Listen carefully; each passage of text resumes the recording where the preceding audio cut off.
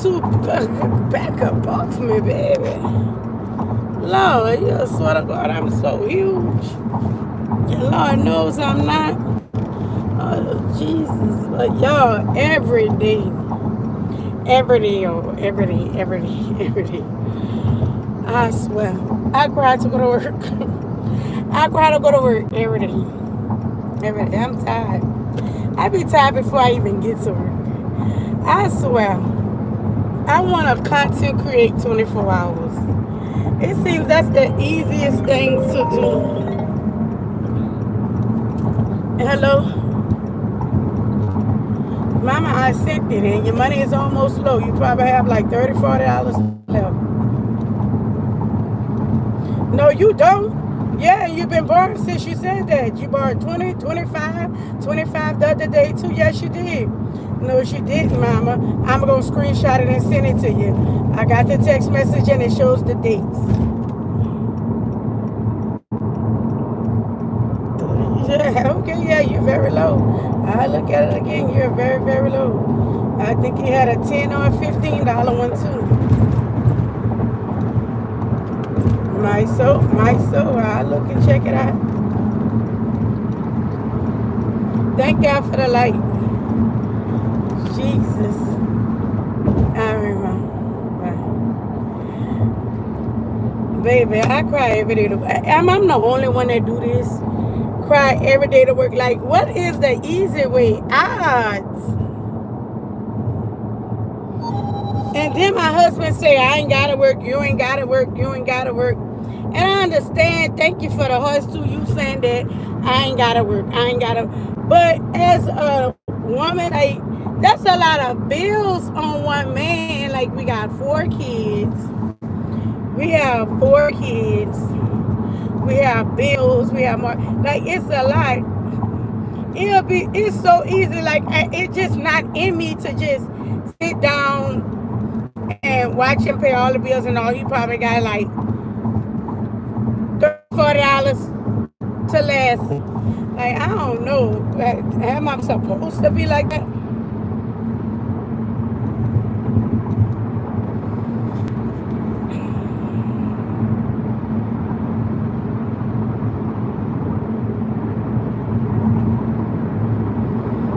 He wanna drive for himself. Like, I really want to sit down, like, I can do it, but I don't want to just up and mess up and take a chance on something. Like, he keeps saying I ain't got to go to work. And it sounds good, yeah, a man telling you ain't got to go to work. But the type of person that I am is like, I can't watch you, I can't be in your life and not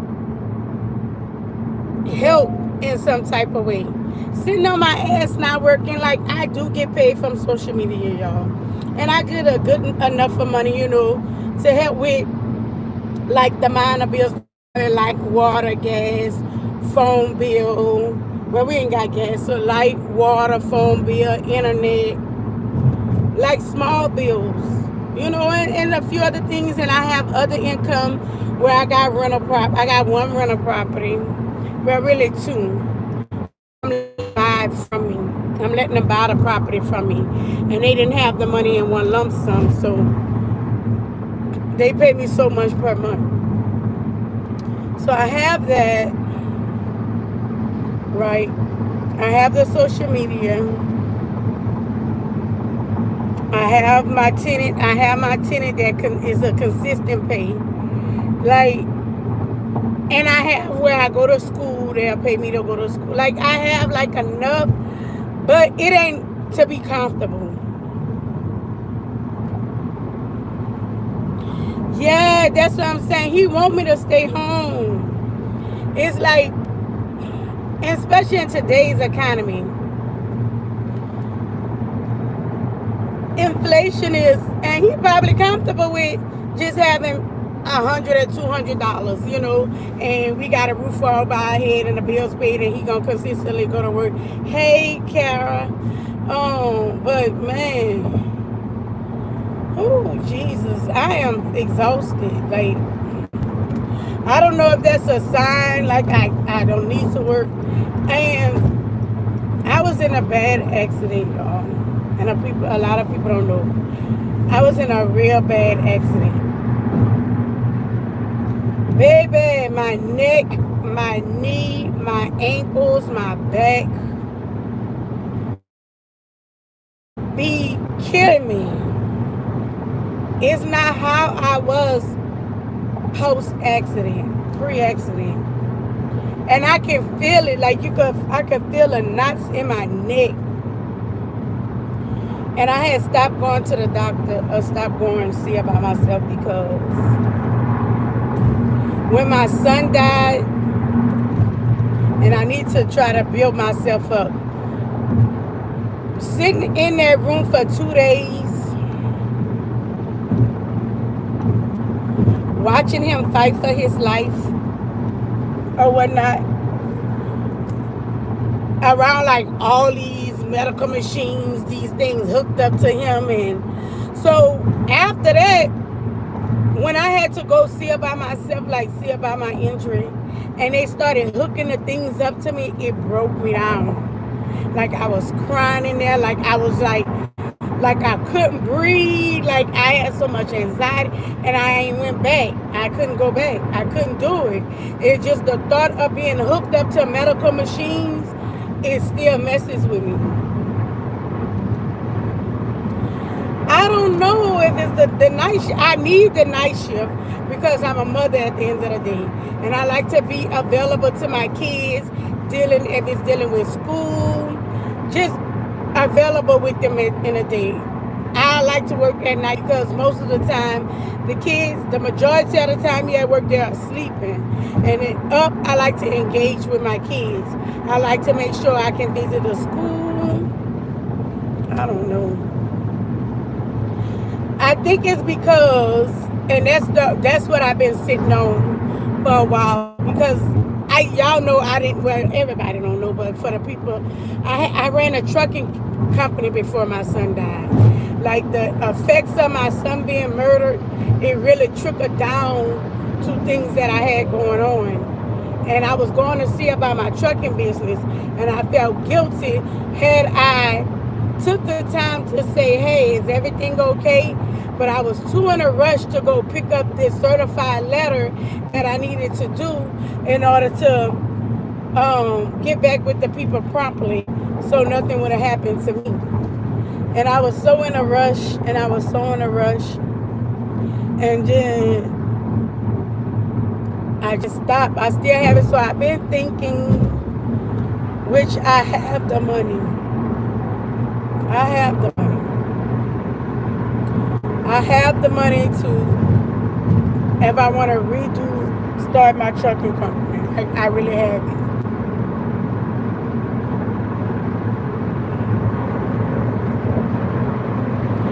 It's just like, am I ready for all that again? Like, am I ready to deal with the pressure that comes with operating and running your business, a successful business, and how it's very successful? So I just think that I done got a taste of working for myself, making my own hours, having my own orders, working from home. I got used to that. So having to come outside my home and actually go to somebody's job and actually put in work, and I'm pouring into others, people's job, business and career, and I pour into myself. I think that's what it is. I had poured into myself, so now I'm taking out of me and pouring somewhere else. Yeah, I can. It's easy said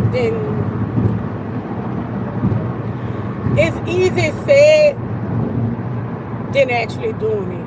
Like, you could tell me, I could tell myself it's not my fault, but it's not gonna stop them thoughts coming through my head, and then I'm gonna have to battle with, like, dang, could I have done this different? Should I did this different?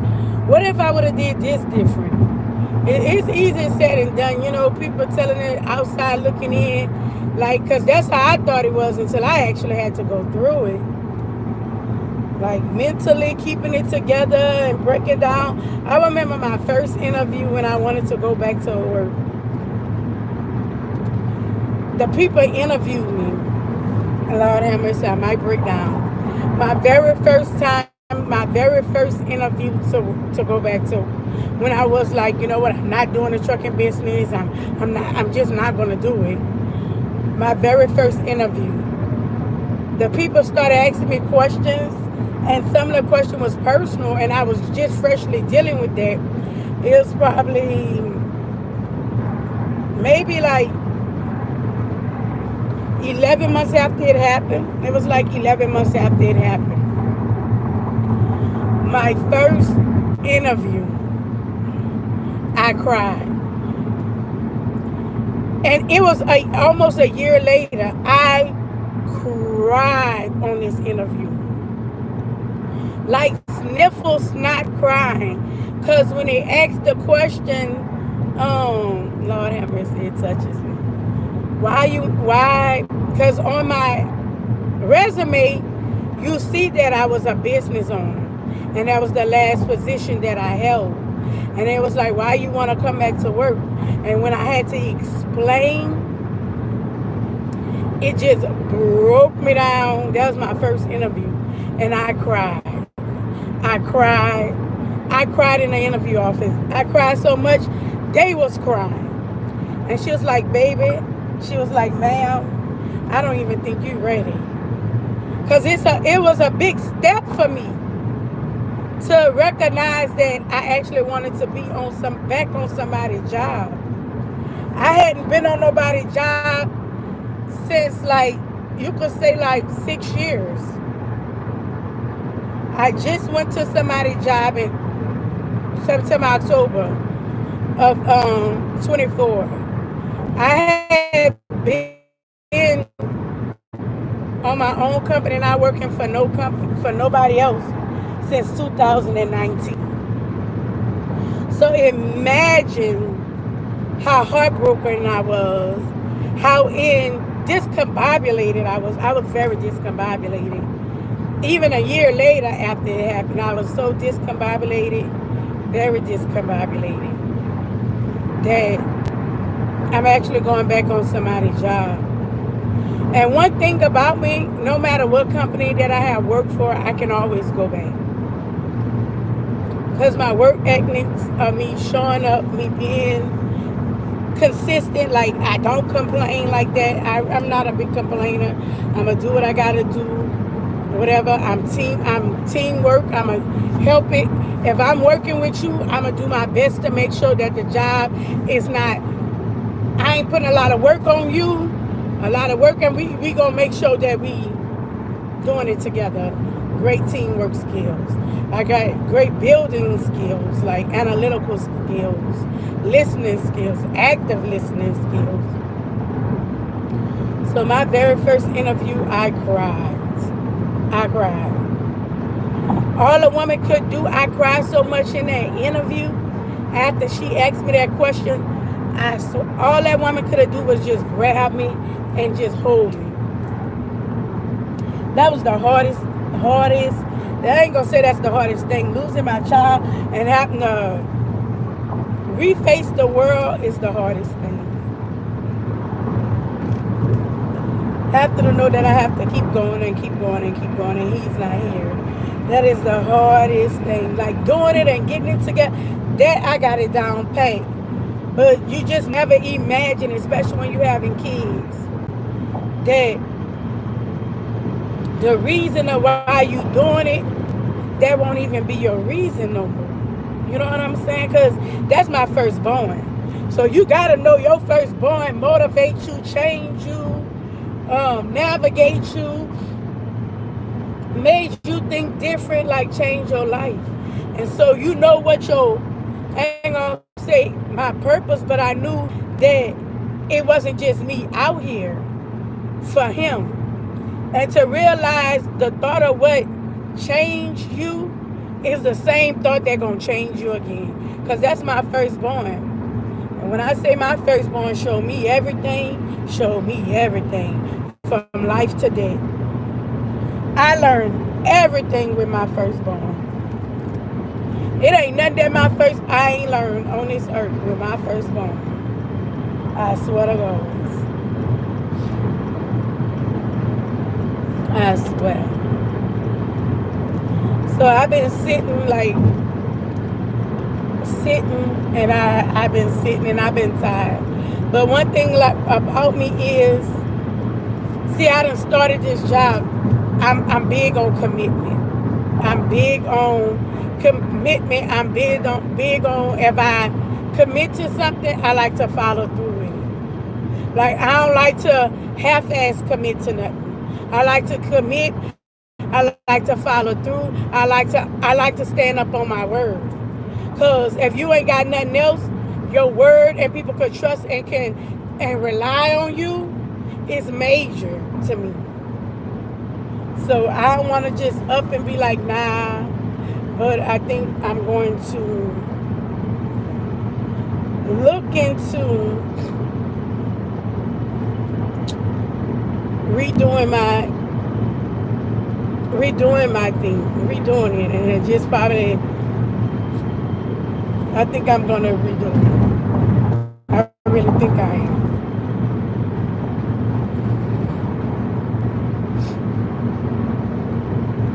I truly think that it's a must. I have to. And that's probably the reason why I'm tired and I'm exhausted. Because God brought me to be a business owner. And ain't nobody stopping that but me. I have all the resources. I have all the money. I have all the connections. I just can't get past my guilt. My guilt is eating me clean up. Because I don't want to go pour too much into anything. I don't like to pour too much into anything. And then I be stuck, like, I felt like being that I was a business owner and I had went through some things. And I had went through some things there, and I had went through some things, granted, in my business. Because I was black, for people who wouldn't know, it was a trucking business. I had never been behind the wheel of a trucking business. I didn't know anything about a trucking business. I was going through the situation, and I put my last dollar onto doing it, right? And I was like, I put my last into doing it or whatever like that. And I was like, people was like, well, lease on to this one, lease on to that one. Not too many people gonna work with you. And I was like, if I'm a bet on anybody, I'm a bet on myself. Like, if I'm gonna pour into anybody, I'm gonna pour into myself. So I did it. And you gotta realize the pushback I got. I'm a woman, just hopping in that industry. I never worked for no other CDL company but my own. Right? None. So, with that being said, I remember one time, and this is the bad accident, when I got in that accident in my truck. It wasn't my fault. And this person just rammed my truck, like just rammed it. After they ram my truck, they get out of their truck to intimidate me. Like, really, like, get out their truck, try to intimidate me about what they just did. Like, I was all kind of names. Like, it was really so harsh, really harsh. And I kept telling them I have to call per the law. Per the law, I had to follow laws. I'm a black woman. I'm a business. I need to make sure I'm dynamite. I had to call up cops. This person left. A hit and run. They did a whole hit and run on me to leave me with the damages for me to recover. I couldn't even pick up loads to the place where I was that they did it. I lost out on like millions of dollars. millions of dollars of loads that I could have been taking that was locally because of what this individual did. They did not only damage me physically, they damaged me financially. It was a lot of stuff, but I still rose above that, or tried to, and still trying to. But I have this, I have the means, y'all. I have the means. I have the means. And I'm really sitting here thinking like,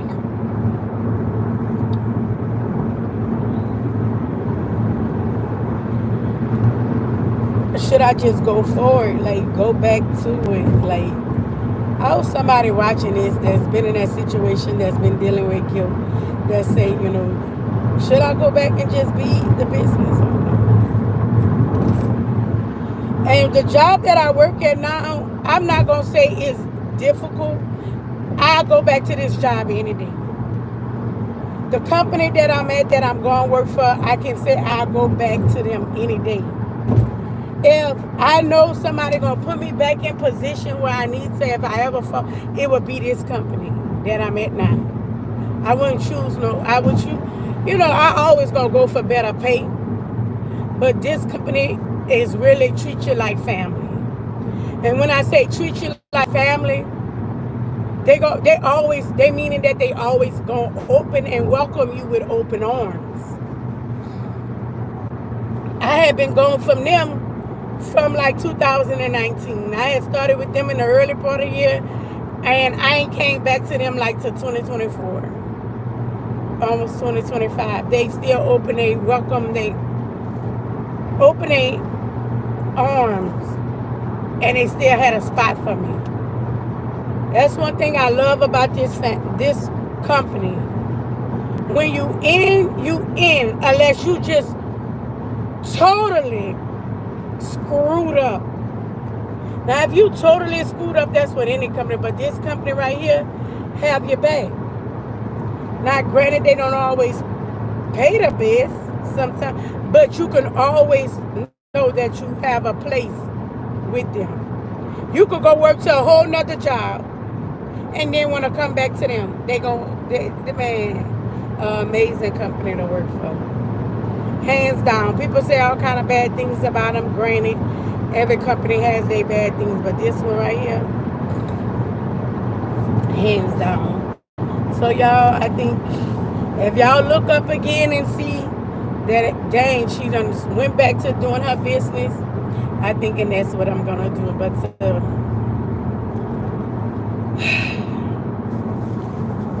and you know what? I think that's the only way that's gonna help me with my fear or my guilt, getting over it and realizing that it wasn't my fault. Because normally I don't wake my child up, but I was so in a rush. It's like I was so in a rush for this damn business, and I think about things that I wouldn't do had I not been in a rush. And I like to take my time and think. I love to take my time and think. But I didn't. And I think that's what God makes me tired every day, because there's no way I should be tired. Because I had a fatigue day I was off. There's no way that I should be tired, but I think God gonna push me until I understand. I didn't put you there not to continue. So, thinking that's what I'm gonna do. So, let me reach out and see what I want to do. So, Monday I might come on here live again and be like, you know what? You know what?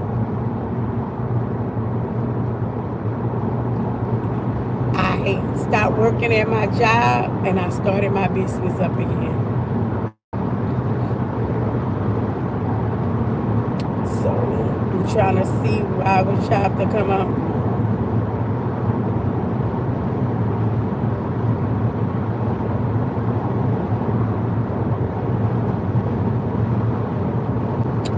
with a great name. I wish everybody well too. So y'all, if y'all see next week I done started my whole business all over again. You never know what I'm a box of chocolates. You never know what you're gonna get. But thank y'all for listening to me. I appreciate it. I appreciate y'all. And I hope this is a message to somebody else. It may be for me to go vent for another ear to hear, like they probably been going through the same thing of if they should start their business. This is the sign you should start it. Let's end it.